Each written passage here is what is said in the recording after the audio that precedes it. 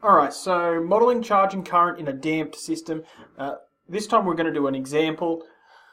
In a circuit, current is given by this formula, which you should recognise as a damped function. And an extra bit of information, at time 0, charge is equal to 10. And you should know that charge is going to be the integral of current. So, 3 questions. Current when time equals 5. Charge when time equals 5. And then this weird question at the end, how does charge change over time? So we'll step through each of those.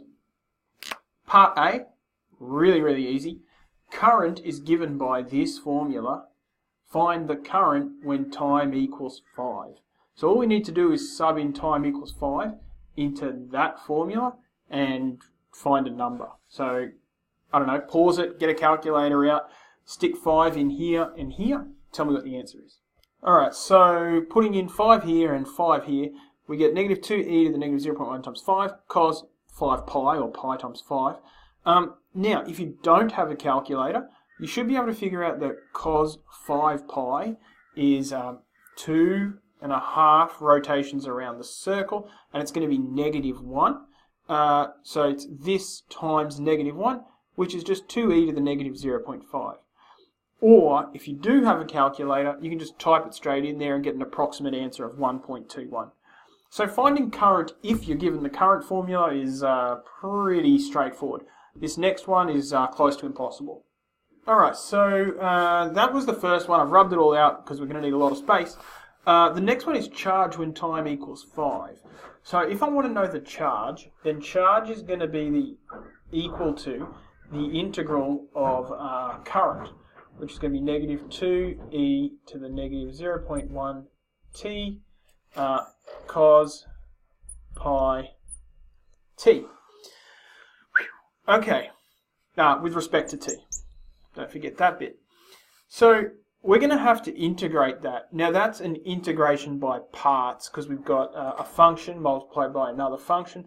You've seen a small shortcut, but really it feels like just doing the integration by parts is just as fast as learning the shortcut and then adding extra bits to the shortcut. So I would suggest from here you do your integration by parts twice. It's something you should have practiced. So what I'm going to do is magically make all the integration by parts just happen, and then we'll talk about what happens from there. But I will make a second video where I actually do that integration by parts if you want to watch me do that whole integration by parts. So, magic. Alright, so integral of q is this, but don't forget it's the indefinite integral, so there's a plus c on the end.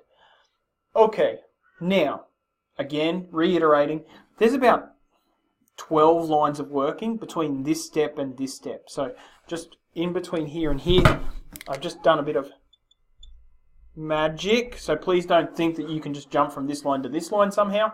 Okay, so at time equals 0, charge equals 10. And what we're trying to find out is, what is the charge when time equals 5? So we really need to find out what this plus c value is. And we can do that plus c value because we know this. We know when time is 0, charge is 10. Alright, so I've subbed in time equals 0 and q equals 10 into this equation here. We got 20e to the power of 0 essentially, so that's just going to be 20 there. Cos pi times 0, which is just cos 0, so cos 0 is 1, minus 10 pi times sine pi, which is going to be 0, so that whole thing there is 0. So what we have is 20 times 1 minus 0, that whole thing here is just 20 times 1. Over 1 plus 100 pi squared plus c on the end. 10 equals 20 over 1 plus 100 pi squared plus c. And now we just need to rearrange this. So c is equal to 20 1 plus 100 pi squared minus 10. Calculator. Whoops, still in holiday mode. That's a negative c there. So really what we should have is 10 minus that equals c. Okay, got a c value. Now, you could put that into your calculator and get a value, but we don't even really care what the c value is. Now we just know what it is. Now the c value is 10 minus 20 over 1 plus 100 pi squared. We don't care about the c value. What we care about is the charge when time equals 5. So charge, I'll put a line here. Our final equation is Q is equal to all of this, all of that, plus all of that. 10 minus 20 over 1 plus 100 pi squared. I'm not going to put all of that in. There's our whole big function for charge. If we sub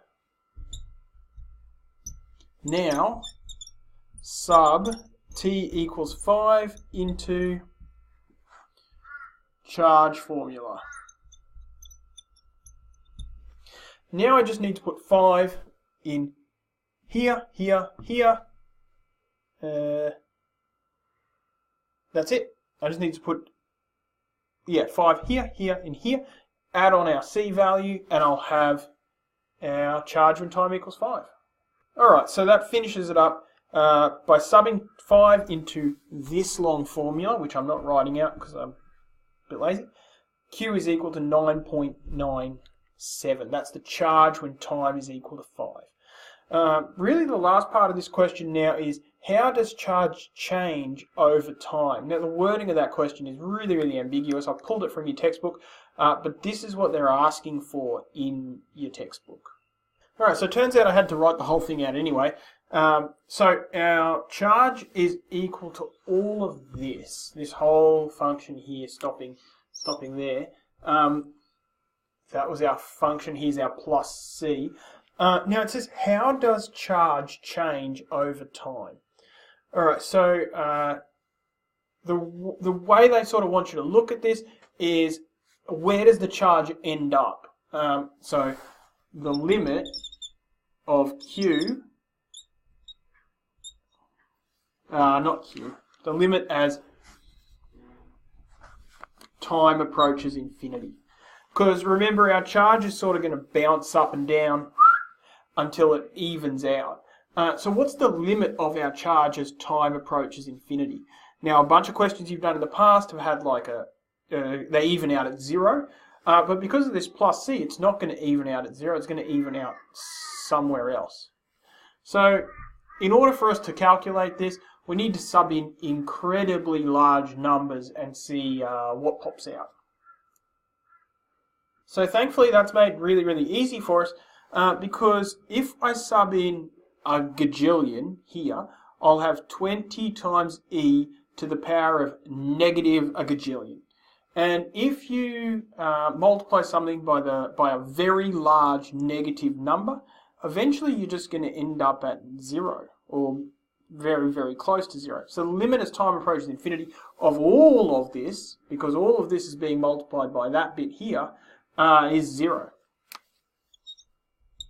So now I just need to focus on that bit there, just calculate what that is. And if I put that into my calculator, I get 9.98 approximately.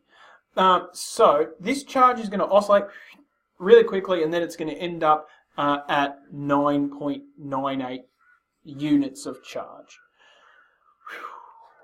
Alright, that's charge and current in a damped system. We've gone through 3 types of question here. First one, super easy.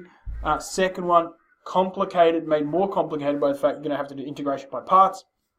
This third one here, pretty straightforward. You've just got to remember how to deal with limits.